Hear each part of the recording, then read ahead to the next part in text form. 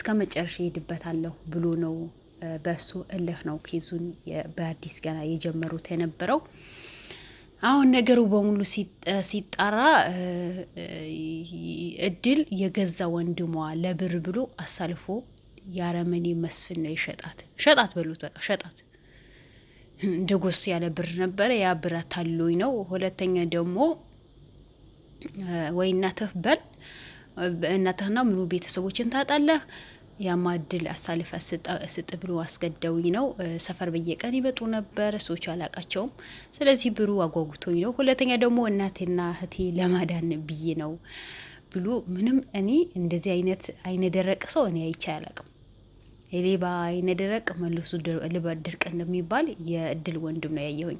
በዛ ሰዓት እህቴ ነው መፈልጋት አንድ እህቴ ብቻ ናት ያለችኝ ሌላ እህት የለኝም ሌላ ወንድም የለኝም እናቴን አድኑልኝ ካለችበት አውጡልኝ ዘላለም የኔ ምርጥ አባት ነው የኔ ምርጥ ወንድም ነው ብሎ ያ ሁሉ ያለቃቀሰ የነበረ ልዑል ስታዲየም ላይ መጥቶ ለካ ከጀርባው በሙሉ ዋናው አቀናባሪ እዛ ቀን እንድትያዝ ሁሉ ነገር ያመቻቸው እሱ ነው።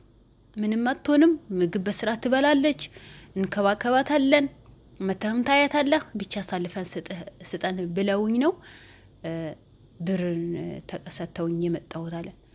ሁለተኛ ደግሞ እድልን ስትፈታ እነዚህ ዘላለምና የነስር አይን ያ ሁሉ ደክመው ለፍተው እድልን ካለችበት ስቃይ ሲያወጧት እሱ ደግሞ የዘላለም ሆነ የነስር አይን ሆነ ሁሉም በዙሪያው የሚያውቃቸው ሰዎች በሙሉ ብሎክ አድርጎ ተደብቆ ነው ጓደኛው ቤት የተደበቀው ነበረው።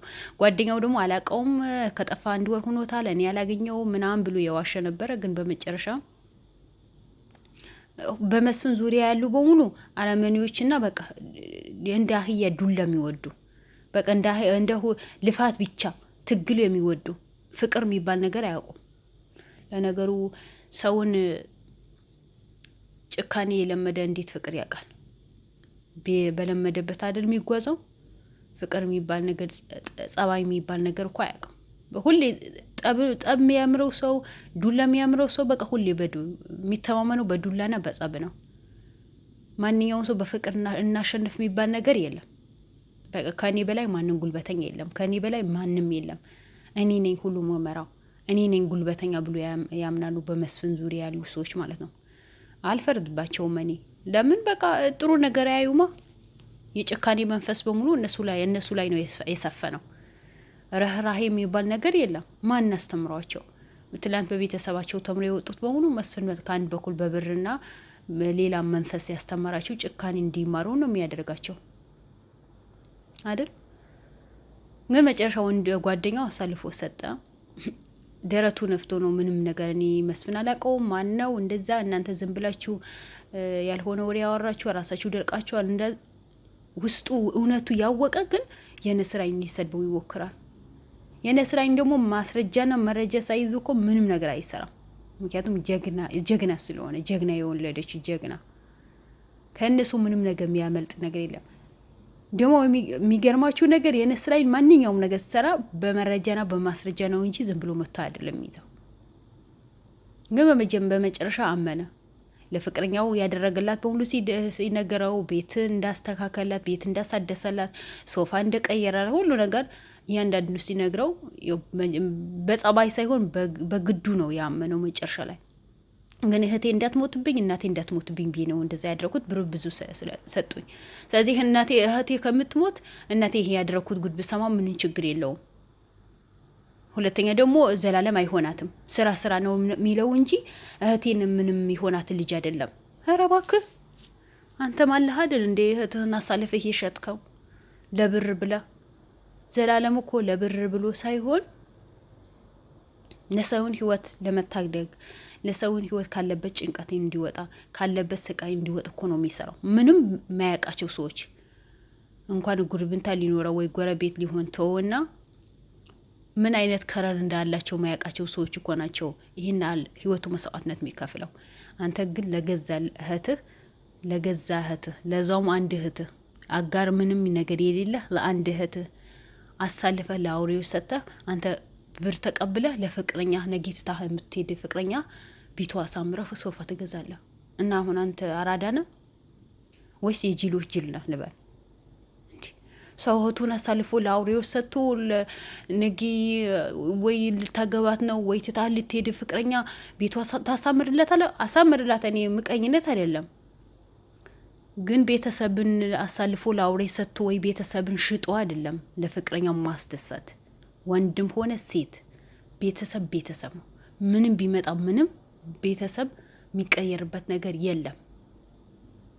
ሴት ብትሄድ ሌላ ሴት ትተካለች፣ ወንድ ቢሄድ ሌላ ወንድ ይተካል። ሁሉም ነገር ይቀያየራል። እላ ቤተሰብ አይቀያየርም መቼም። በቃ ከሄዱ ሄዱ ነው። እነሱን የመሰለ ቤተሰብ መቼም አይመጣም። እንኳን በፍቅረኝነት ሁናችሁ ተወና ልጆች ወልደው እንኳን ተለያይተው ተመልሶ አይገቡም። ሌላ ሚስት ነው የሚያገባው፣ ሰው ሌላ ወንድ ታገባለች። ምክንያቱም በቃ ባዳ ነው።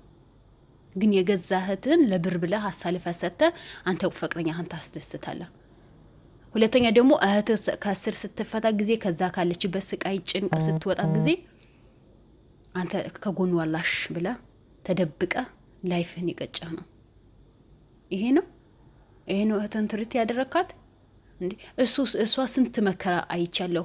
ድብደባ ምን ተሰባስበው ሲመጡብኝ ጊዜ የፈራ ነበር። አንዱ ደግሞ ሊደፍረኝ የመጣ አንዱ ጋርድ ነው ያዳነኝ ብላ ተናግራለች። እና ያ ነው በጥሩ ሁኔታ ተንከባክቦ ያኖሯት። አንተ የምታወራው ሌላ፣ እሷ የምታወራው ሌላ። ለማንኛውም ወንድም ሆናችም ሴት ለፍቅረኛ ብላችሁ ለብር ብላችሁ በተለይ ለብር ብላችሁ ቤተሰብ አሳልፋችሁ አትስጡ። ቤተሰብ በምንም ነገር አይተካም። ብር እኮ ዛሬ ቢሄድ ነገ ይመጣል። ዋናው አላህ ጤና ይስጠን እንጂ ዋናው ነገር ጤናና እድሜ ይስጠን እንጂ ብር ይሄዳል ይመጣል። ብር እኮ እንደ ጠዋት ጤዛ ናት። ጠዋት ጤዛ ወታችሁ ታየታላችሁ፣ ትንሽ ቆይታችሁ ስትወጡ እኮ አታገኙትም። ብርም እንደዛ ነው። ዛሬ እንደፈለጋችሁ ብር ቢኖራችሁ ነገ ይጠፋል። ግን ቤተሰብ አይጠፋም። ሁሌ ቤተሰብ ነው። ቢቸግረንም ቢደላንም ቢጠማንም ቢያመንም ብንቸገርም ምንም ነገር ቢፈጠር ቤተሰብ ነው። ምንም ነገር አይቀየርበትም። ብዙ ሴቶች ለፍቅረኛችሁ ብላችሁ እናታችሁ ትክዳላችሁ። ለፍቅረኛችሁ ብላችሁ ወንድም እህታችሁ አባታችሁ ትክዳላችሁ። ይሄ ስህተት ነው። ወንዶቹ ቢሆን እንደዛ መጀመሪያ ቤተሰብ ማስቀደም አለ። በተለይ በእናት ባበት ላይ ምንም ነገር አትደራደሩ። እኔ አንዳንዴ አረቦች በጣም ደስ ይሉኛል። ምንም ቢሆን ሚስታቸው ምንም ቢወዷት ከእናታቸው አያስበልጧትም። ምንም ቢወዷት ለምን አያዝሏትም? ግን ከእናታቸው አያስበልጧትም። በዚህ በጣም ደስ ይለኛል። በጣም መደሰትባቸዋለሁ። እኛ ግን እንኳን አግብተዋት ሳይሆን በፍቅረኛ 2 ወር 3 ወር ፍቅረኛዎች ከሆኑ እናት እህት ወንድም አይናችሁ ላፈር ነው የሚባለው። በቃ የእነሱ ያለ ቦታ ይዘጋል። የሰውን ሙሉ ልባችሁ የፍቅረኛችሁ ነው የምትሰጡት። ኖ ዘይም ውስጥ ይሄ ጥሩ እኮ አይደለም። በተለይ እናት አባት በምንም ነገር አይተካም። እናት በምንም አትተካም። በምንም ሚስት 1000 ጊዜ ትቀያይራለህ። እናት ግን አትቀያየርም። አባትም ቢሆን እንደዛ። ሴቶችም ወንድ 1000 ጊዜ ትቀያይሩ ትችላላችሁ። ሌላ ካልተመቸችሁ ሌላ ማግባት ትችላላችሁ። ግን እናት አባት የለም መቀየር የሚባል ነገር የለም። ስለዚህ ምን ጊዜም ቢሆን ለቤተሰቦቻችን ዋጋ እንስጥ፣ ቦታ እንስጥ፣ ጊዜ እንስጣቸው። እኛ ቤተሰቦቻችን የምናከብር ከሆነ ነገ የሚመጣው ቤተሰባችን ያስከብራል፣ ቤተሰቦቻችን ያከብራል። መጀመሪያ ለቤተሰቦቻችን ክብር መስጠት አለብን። ለቤተሰቦቻችን ክብር መስጠት። እኛ ክብር ከሰጠን ማንኛውም ሰው ቤተሰባችን አይነካብንም። ግን እንደዛ ስላችሁ የሌላ ሰው ቤተሰብ ማቆሸሽ፣ የሌላ ቤተሰብ መንካት አይደለም። እናንተ ቤተሰባችሁ የምታከብሩ ከሆነ የሰውን ቤተሰብ ማከበር አለባችሁ። ምሳሌ አሁን እናንተ ሃይማኖታችሁ የምታከብሩ ከሆነ የሰውን ሃይማኖት አትነኩም አይደል? በቃ የኔ ሃይማኖት ቢነካ ደስ አይለኝ ብላችሁ የሌላ ሰው ታከብራላችሁ። ምክንያቱም ያ ሰው እንደናንተ ነው ሃይማኖቱ የሚወደው። እና ቤተሰብ ቢሆን እንደዛ ነው። በቃ ቤተሰባችሁ የምትወዱ ከሆነ የባላችሁን ቤተሰብ ማክበር መውደድ አለባችሁ። ሙሽ የባላችሁ ብቻ ሳይሆን ጎረቤት። በቃ እናቴን መወዳት ከሆነ የጎረቤት እናት መውደድ አለብኝ። ምክንያቱም እናቴ ናት። በቃ እሷም እናቴ ናት። እናቴን ምንም ነገር ሊነካት ምንም ነገር ልትሆንብኝ ማልፈልግ ከሆነ የሰው እናት ምንም ነገር ልትሆን አልፈልግም። ለምን በእኔ እናት ቢደርስ ብላችሁ ማሰብ አለብን። ስለዚህ የእድል ወንድም ስራህን የሰራኸው ስራህን ተጋልጾ ውሸት እኮ መቼም አይደበቅም። አየህ ተደብቀህ ቁጭ ያልክ ሁሉ ነገር አፍነሃል፣ ግን ፍቅረኛህን እንዳለ አውጥተህ አየህ እንደዚህ እኮ ነው። አንተ እህትን አሳልፈህ ሰጠህ ለፍቅረኛ ብርህን በሙሉ በሷ አካውንት አስገባ። ሙሉ በሙሉ የሷ ቤት ቀየርክ። ያው አሳልፋ ሰጠችህ። አየህ እናት ብትሆን እኮ አሳልፋ ሰጠህም። እህት ብትሆን እኮ አሳልፋ ሰጠህም። ፍቅረኛ ግን አሳልፋ ሰጥሃለች። ለእሷ ብለ ለፍቅረኛ ብለ እህትን አሳልፈ ለአውሬዎች አይደል የሰጠኸው ነበረው። እሷ ደግሞ በተራዋ አንተ አሳልፋ ሰጥሃለች። አየ ስራ ለሰሪው ሾህ ላጣሪ የሚባለው የስራው ራስህ ወጋ።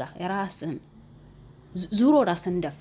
እንድታሰር እስር ቤት እንድትገባ ነው ያደረገችው ፍቅረኛ። አይ ትናንት ውለታ ውሎልኛል፣ እንደዛ ነገር አድርጎልኛል፣ ጥሩ ነገር ሰርቶልኛል አላለችም። አሳልፋ ሰጥሃለች። ግን አንተ እህትህን ለብር ብለህ